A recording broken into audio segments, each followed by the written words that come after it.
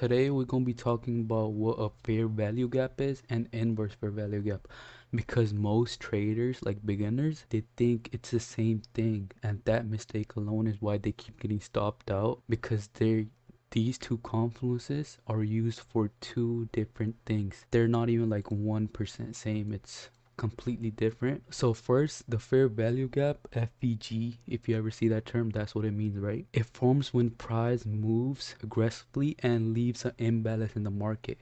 So how it forms is three candles. I'll show you example two. I'm just trying to word it out. So three candles leave a gap in the middle.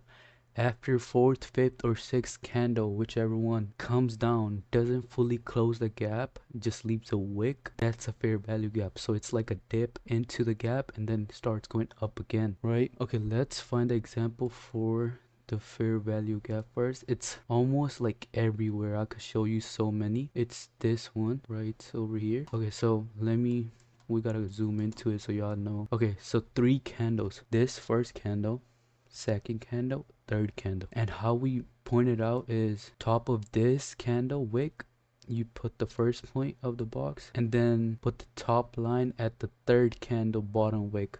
The gap in the middle is your fair value gap. And when the fourth, fifth, or sixth, whichever candle, because it could be the fifth one too, or whichever one, right? Whenever that candle dips into the gap, starts going up, that is a fair value gap. That means market is going up into the direction you're trying to look to trade in, but it doesn't always happen. You have to use your other confluences too, because what happens, we get a fair value gap. If we entered here, you would have been stopped out, because what did the market do? Because it did a reversal, right? So you can't just use one confluence just as like itself. That's what I'll be talking about all the time. You have to have whatever you use, because I don't know what y'all use, but strategy, you have to use everything. You can't just use one building block and just go for it, right?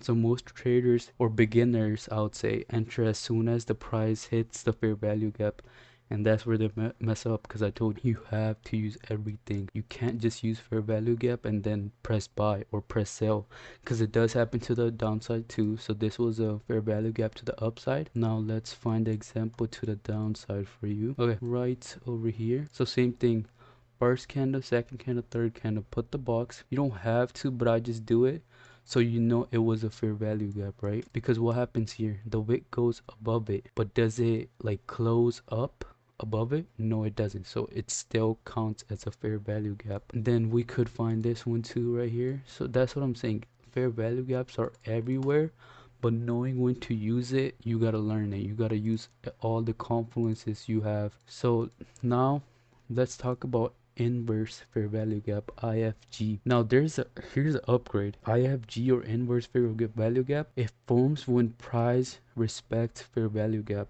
then later breaks through its displacement, right? Then tells us the bias has shifted. So basically what I mean is, you would think it's forming a fair value gap, so that's why you always want to wait for the whole candle to close. So if you're trading on 5-minute, don't just think, okay, dip there, it went down, because it could always go up. So what you want to do, what I always do, is wait for the candle to fully close, then the next 5-minute candle forms, right? So inverse fair value gap are everywhere too. So basically this is an inverse fair value gap. Never mind. I mean, it is kind of, this is not the best example, but this candle here makes it inverse fair value gap, because it closes under the gap we have. And then here's a good as example.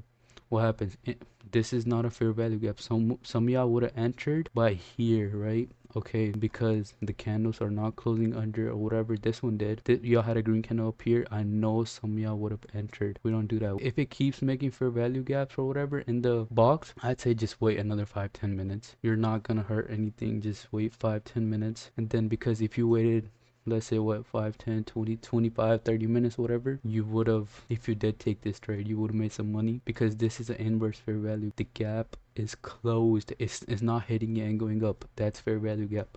This is the difference. Three candle form the box, and then after fifth, sixth, third candle or whatever, it closes. the full candle closed body. We're not looking for the inverse fair value gap, we're looking for the body closer, under or above, depending on which way you're looking for a fair value gap. So that's one example. Let me find you another example. I had one here, the one I used right here. Example to the downside, the one I showed you, that was to the upside. There's one here, I can't really explain it too much because the market is still closed, so I can't tell you how it reacted off of it. So what happened is 1, 2, 3, 4, fifth candle, sixth or whatever, that makes it inverse fair value gap because what happens, it closed above the gap, right? So that's an inverse fair value gap, and that's where start money retail, it traps us retail traders because we think, okay, it might be a fair value gap thinking of these two candles, but we don't wait long enough, and then it makes an inverse fair value gap, and then you get stopped out. Because let's say you had your ISA stop loss here or something, right? Whatever, or here, you would be stopped out because this market is gonna go down for sure. That's what I believe in looking at the charts right now. So yeah, that's about it. Inverse fair value gap is confirmation of a trend shift. What I mean by is that